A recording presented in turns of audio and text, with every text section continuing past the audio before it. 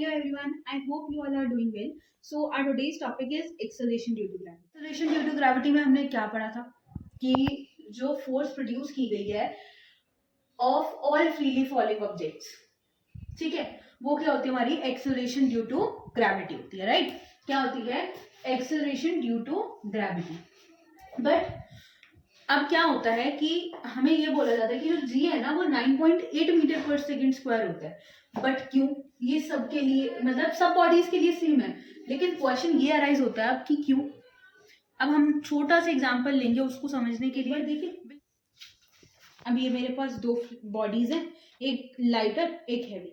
तो हम क्या करेंगे, अब हैवी बॉडी है एक लाइटर है, दोनों को सेम हाइट से, ये सेम हाइट पे ही है बिल्कुल, और इसको मैं नीचे गिरा रही हूँ।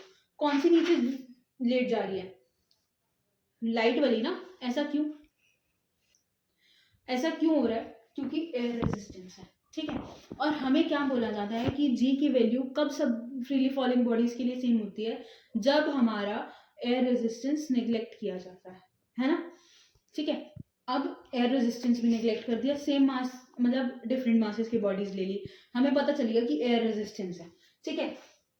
अब देखो हम क्या करेंगे, मेरे पास दो बॉडीज सेम मास की लेती हूँ, इन दोनों को मैंने क्या किया, सेम हाइट से नीचे फेंक दिया, सेम टाइम पे गई नीचे दोनों। अब मैं क्या करती हूँ, एक पेपर को ऐसे कर देती हूँ, ठीक है। ये मेरे पास है, एक ये है।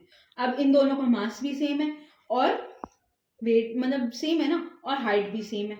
अब इनको फेंकूं तो कौन सा पहले गया? पेपर, जो मोल्ड किया था मैंने। ऐसा क्यों हुआ? क्योंकि जब हमने पेपर को मोल्ड कर दिया तो उसमें एयर रेजिस्टेंस क्या हो गई, कम लगी। और जब हम पेपर को ऐसे ही रखा अनमोल्डेड, उस टाइम पे क्या हुआ, पेपर का सरफेस एरिया बड़ा था, इस वजह से उसके ऊपर एयर रेजिस्टेंस ज्यादा लगी, ठीक है।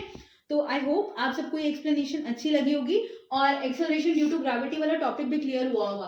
और जी की वैल्यू याद रखना कब सेम होती है, 9.8 मीटर पर सेकेंड स्क्वायर, जब हम एयर रेजिस्टेंस को नेग्लेक्ट करते हैं। तो ये वाले दोनों क्वेश्चंस कॉन्सेप्चुअल में पूछे जा सकते हैं।